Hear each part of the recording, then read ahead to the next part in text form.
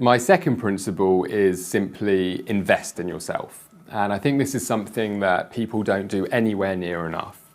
And that's because I believe that to really not only better your life, but also to at least retain where you're at once you've made massive progress, it's critical to not only invest in yourself, but to continue to invest in yourself. And I'm talking about every single day. Now, I do this through lots of different ways, through books, audio books, I listen to podcasts, mentorship, coaching, courses, events, even experiences. And every day I make sure that in some capacity I'm investing in myself. And the best thing about it is that nobody is telling you the areas in your life you need to invest in. Nobody's telling you who you need to learn from. It's not like school where, these are the subjects you're going to learn. This is the teacher that you're going to have. This is the time that you have to do it. As a self-learner, you get to choose the areas of life that you're enthusiastic about. You get to choose the people that you're learning from. Any topic you can possibly imagine, there will be probably dozens, maybe hundreds of experts, maybe thousands of experts in that particular topic. And you get to choose whose podcast you listen to. You get to choose whose book you read. You get to choose whose mentorship program or coaching program you're going through. And it's imperative that you don't seek too many opinions around the areas of life that you should be focused on, because in all reality, most people don't invest in themselves, and they wonder why they're not creating the progress that they really want in life, whether that be to be a better leader, a better manager, a better business individual, a better entrepreneur, a better father, a better husband, a better wife. And what I found is that it can get very addicting, this whole idea of investing in yourself when you really realize how impactful it is. I'll put it to you this way. I have a group of friends. All of these friends are individuals who are either working with me now or I've worked with in the past. We hang out in the US, in the UK, recently been with a bunch of them in Australia. We work together on a lot of projects. And I can really truly say that these are some of the most balanced, successful, happy, fulfilled people I've ever met in my life. And I look back at a lot of my own, previous social circles, and, some of them are still drinking and taking drugs and in bad relationships and having affairs and cheating, and, they're broke.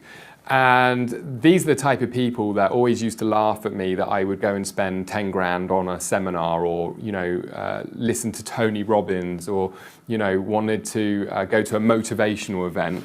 And, now who's laughing? And I don't mean that in any other way than, look, I can tell you now that my life is just 100x of what it ever was when I used to have that old mentality of not investing in myself. And this is the thing, is most people drift through life. They let life come at them, and each and every day they've got their routine, their job, maybe their exercise regime, but in all reality, maybe their relationships at times are suck, or maybe their fulfillment and happiness is at an all-time low.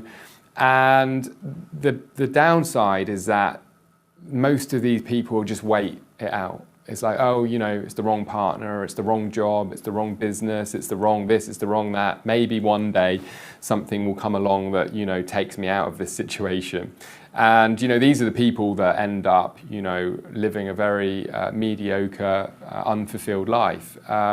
Whereas those who sort of, invest in themselves and really take action to improve upon the areas that they know they need to improve on are always the ones that end up, really creating those lives that from the outside most people will often think they just got lucky or got the right timing or were gifted with a particular talent. And it's just not the case, because I've just seen my friends around me who have gone on to really manifest and create phenomenal lives and lifestyles, and relationships and partnerships and everything else that most people would say are probably too good to be true.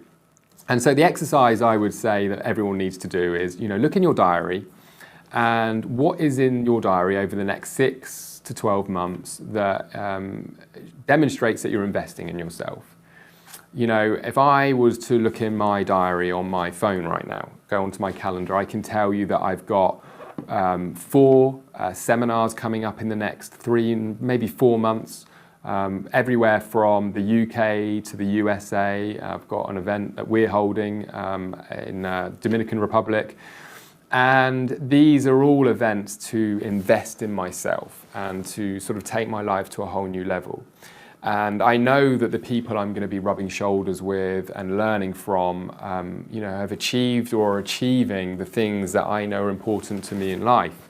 But most people can't say that. You know, they've got nothing in the diary. They've got no, you know, no commitments that are going to, you know, really take them to that next level.